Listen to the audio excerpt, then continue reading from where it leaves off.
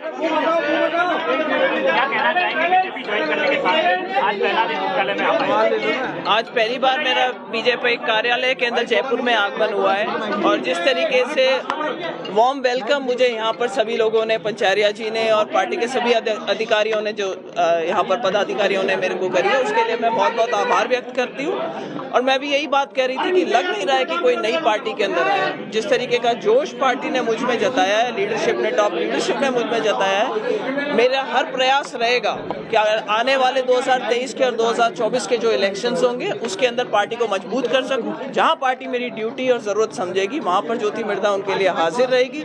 अपने सभी कार्यकर्ताओं को अपने साथ लेकर के चलने का मेरा प्रयास रहेगा और मुझे पूरी उम्मीद है कि 2023 और 2024 के चुनावों के अंदर बीजेपी राजस्थान के अंदर और हिंदुस्तान के अंदर भारी मतों के साथ में विजय होगी और आकर के सरकार बनाएगी। बीजेपी का दामन थामने के पीछे क्या वजह थी जिस कारण से आपने कांग्रेस में चुनाव? देखिए, सबको पता है कि कांग्रेस से मेरा पुराना नाता रहा था। हमारे कारण कुछ लोकल थे जिसकी वजह से मेरे में कोई, मुझे कहते हुए शर्म नहीं आती कि एक मायूसी भी थी कि कांग्रेस पार्टी खुद अपने आप को कमजोर करके और क्षेत्रीय पार्टियों को मजबूत कर रही थी वहां पर। तो ऐसी परिस्थितियां बन गई थी कि हम हमारे काम नहीं करवा सकते थे, हमारे कार्यकर्ताओं के काम नहीं करवा सकते थे और एक घुटन सा माहौल बन गया था। मीनवाइल बीजेपी की जो टॉप लीडरशिप थी उन्होंने मुझे अप्रोच करा, उन्होंने मुझसे कहा कि हम चाहते हैं आप बीजेपी ज्वाइन करें।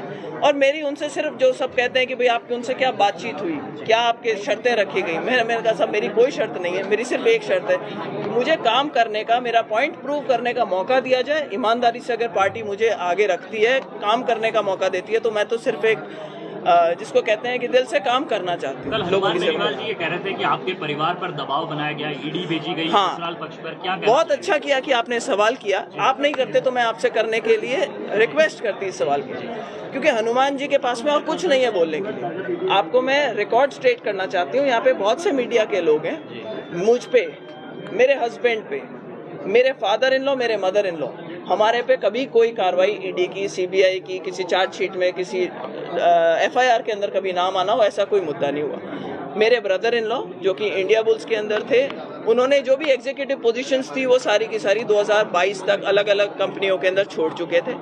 आज की तारीख में 2022 के बाद से मेरे किसी परिवार के सदस्य के ऊपर कोई ईडी, सीबीआई या किसी प्रकार की कोई जांच लंबित नहीं है, कोई एफआईआर नहीं रखी हुई है।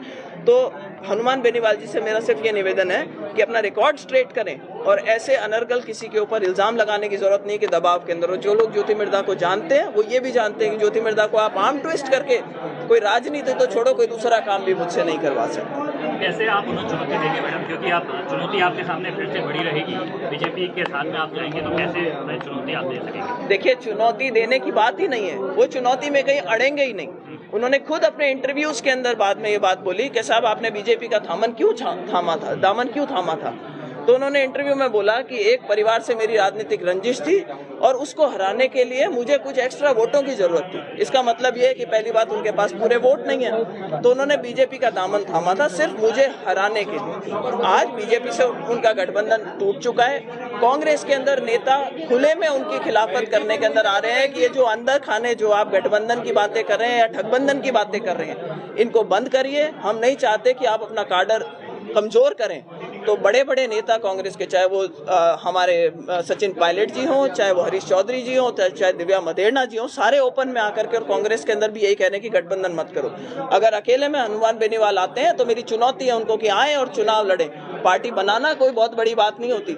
अपनी वहां पर अगर दिखाना है कि मैं सक्सेसफुल हूं तो आए और चुनाव लड़े और वही घोड़ा वही मैदान पता चले। कांग्रेस का गढ़ रहा है, क्या माना जाए बीजेपी का गढ़ बनेगा नागौर? देखिए साहब, नागौर ऐसी जगह है जहां से राजनीतिक आवाज उठती है राजस्थान के अंदर। तो बात पार्टियों की नहीं हो रही है, बात इस वक्त ये हो रही है कि माहौल क्या बनेगा। और नागौर में जो माहौल होगा वो पूरे राजस्थान के अंदर जाएगा, इस बात से कोई भी डिनाई नहीं कर सकता। और आज जो माहौल, जो मुझे अभी, मेरे को नागौर जाना बाकी है, लेकिन जो माहौल मुझे दिखाई दे रहा है, बहुत लोगों में जोश है। यात्रा है, कल परसों के अंदर जैसा पार्टी आदेश करेगी यात्रा के अंदर सम्मिलित होना है। वरना खरनाल हम हर बार जाते हैं, कोई भी नई शुरुआत करते हैं, जब परिवार हमारा रहा है तो खरनाल जाएंगे, नागौर जाएंगे। लोगों के साथ जो जोश होगा वो आप लोगों तक भी पहुंचेगा। टिकट को लेकर के आप आश्वस्त हैं, टिकट को लेकर के कि पार्टी में आने के साथ ही? मैंने क्या कहा आपसे, मैं एक सच्चे कार्यकर्ता की तरह से पार्टी के साथ में लग के, अगर पार्टी को लगता है कि मेरा चुनाव लड़ना उनके ज्यादा हित की बात है तो चुनाव लड़ूंगी। वो कहेंगे चुनाव मत लड़ो, तो मुझे कोई चुनाव लड़ने की ऐसी अड़ी भी नहीं। Thank you.